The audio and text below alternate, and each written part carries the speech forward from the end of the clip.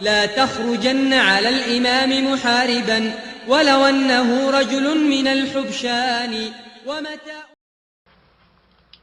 Les Américains tuent des musulmans en Afghanistan, les Juifs tuent les musulmans en Palestine. Pourquoi vous, en tant que salafis, vous n'allez pas combattre ces mécréants en défendant vos frères? Pourtant, les savants disent que si des mécréants attaquent un pays musulman, les musulmans doivent secourir leurs frères musulmans. Les musulmans doivent secourir leurs frères musulmans qui sont opprimés. Que cela fait partie du combat défensif. Pourquoi vos savants salafis en Arabie Saoudite, en Égypte et ailleurs ne déclarent pas le djihad? Pourquoi empêchez-vous les gens d'aller faire le djihad? Que font les chefs des pays musulmans? En réponse à cela, nous disons: premièrement, il faut que nous puissions apprendre notre religion.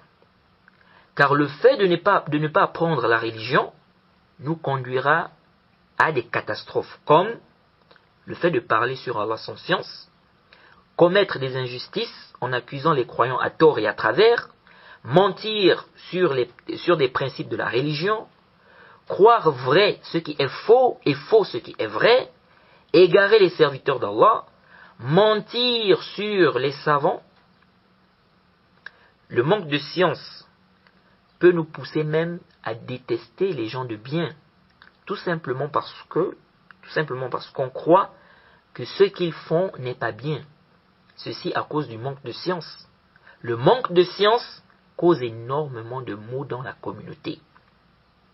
Aujourd'hui, beaucoup de jeunes parlent sans science sur Internet, dans des groupes WhatsApp et j'en passe. Combien de jeunes ont été égarés par des takfiris, des khawarij, des gens qui appellent au djihad sans science? Combien de jeunes sont trompés sur Internet à cause d'écouter des ignorants? Allahul Musta'an. Donc, il faut la science. Il faut la science, les frères. La science est une arme. Deuxièmement, nous disons, le djihad est une adoration.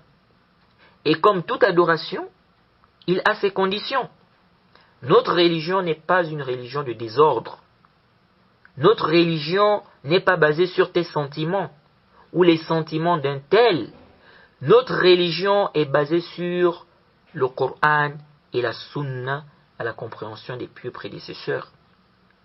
Il ne suffit pas de citer aux jeunes les mérites du djihad pour ensuite leur dire allez-y au djihad. Non. Où sont les conditions du djihad?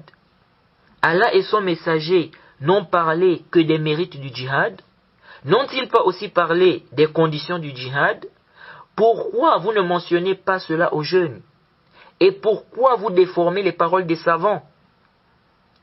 En regardant bien les paroles des savants, on voit bien qu'ils n'ont pas dit que si des mécréants attaquent un pays musulman, le djihad devient automatiquement obligatoire à tous les musulmans du monde entier sans condition. Non, ils disent plutôt, il est obligatoire aux musulmans de ce pays de se défendre. S'ils sont incapables, alors ceux qui sont à côté d'eux, leurs voisins, doivent les secourir, ainsi de suite. Ainsi de suite. Mais il y a des conditions à respecter. Et cela ne rentre pas dans le cadre du djihad défensif pour ceux qui vont les secourir. Parce que vous devez savoir qu'on a deux types de djihad. Le djihad offensif et le djihad défensif. La plupart de ces gens qui encouragent les jeunes à aller faire le djihad dans le désordre, la plupart de ces gens qui encouragent les jeunes à aller faire le djihad dans le désordre ne savent même pas faire la différence entre ces deux djihads et quelles sont les conditions inhérentes à ces deux djihads. On voit bien dans des paroles de savants le terme secourir. Y a-t-il une différence entre la défensive et le fait de secourir ceux qui sont attaqués par des mécréants? Oui. Oui, il y a une différence. Et c'est là où il faut faire attention. C'est là où il faut faire très attention. Le secours rentre dans le cadre de l'offensive. C'est pourquoi il faut réunir les conditions, c'est pourquoi il faut réunir les mêmes conditions que pour le combat offensif. Il faut la permission du chef, la préparation, avoir l'âge de la puberté, ne pas être handicapé, il faut avoir la force de combattre, la permission des deux parents. En plus de ça, il y a une chose très importante ici que beaucoup de gens ignorent. Je l'ai rappelé dans les cours du djihad du livre de l'imam Mohammed ibn Ali al-Shawkani, qu'Allah lui fasse miséricorde. Quelle est cette chose? Il ne faut pas qu'il y ait un pacte entre le pays qui veut secourir l'autre pays musulman et le pays mécréant qui attaque le pays qu'on veut secourir. S'il y a un pacte entre eux, il n'est pas permis aux musulmans de ce pays d'aller attaquer ces mécréants sous prétexte qu'ils veulent secourir leurs frères. Quelqu'un peut me dire? Quelqu'un peut me dire? Quoi? Eh oui, tu as bien lu mon frère. La preuve de cela se trouve dans la parole d'Allah subhanahu wa ta'ala, selon la traduction rapprochée, et s'ils vous demandent secours au nom de la religion, à vous alors de leur apporter secours, mais pas contre un peuple avec lequel il y a un pacte entre vous. Et Allah observe bien ce que vous œuvrez. Sourate 8 au verset 72. De ce verset, les savants de la Sunna ont tiré cette condition. Il ne faut pas qu'il y ait un pacte entre ceux qui veulent secourir et le pays mécréant qui attaque les musulmans en question, donc ceux qu'on veut secourir. Ceci, car le fait d'être rentré dans un pacte avec les mécréants veut dire que tu es faible, que tu n'as pas la capacité de les combattre. C'est ça la base. Et Allah ici te dit, mais pas contre un peuple avec lequel il y a un pacte entre vous. Allah ne t'a donc pas obligé de les combattre en présence du pacte. Et quant à ceux qui disent qu'il est interdit de faire des pactes avec des pays mécréants, ceci émane de leur ignorance. Nous avons plusieurs preuves qui montrent qu'on peut faire des pactes avec des mécréants. D'ailleurs, le prophète Mohammed sallallahu alayhi wa sallam lui-même a fait un pacte avec les mécréants. Certains disent le pacte conclu avec un pays mécréant s'annule car ils combattent nos frères musulmans. La réponse à cela se trouve dans le verset cité. Le pacte ne s'annule pas car justement ceux cités dans le verset étaient opprimés par des mécréants. Sinon pourquoi vont-ils demander secours? Donc ça montre clairement que le simple fait que des mécréants attaquent des musulmans n'annule pas le pacte qu'un autre pays musulman a conclu avec ces mécréants-là. De plus, le fait d'annuler le pacte n'est pas une affaire dont se charge tout musulman. C'est une affaire qui revient au chef musulman. Et le chef musulman doit le faire de façon loyale. Allah subhanahu wa ta'ala a dit, selon la traduction rapprochée, et si jamais tu crains vraiment une trahison de la part d'un peuple, dénonce alors le pacte. Donc que tu as conclu avec eux, d'une façon franche et loyale. Car Allah n'aime pas les traîtres. Sourate 8 au verset 58. Il est de même rapporté de façon authentique, pour ceux qui ne le savent pas, que le prophète Mohammed sallallahu alayhi wa sallam n'a pas annulé le pacte qu'il avait conclu avec les mécréants. Pourtant, les musulmans étaient opprimés. Pendant même l'écriture du pacte du Sulh Hudaybiyah, un compagnon s'est plaint en disant « On me renvoie chez les mécréants, Jayd, on me renvoie chez les mécréants alors que je suis venu vers vous en tant que musulman. Ne voyez-vous pas ce que j'ai subi ?» Pardon. L'histoire se trouve dans le Sahih al-Bukhari, hadith numéro 2731.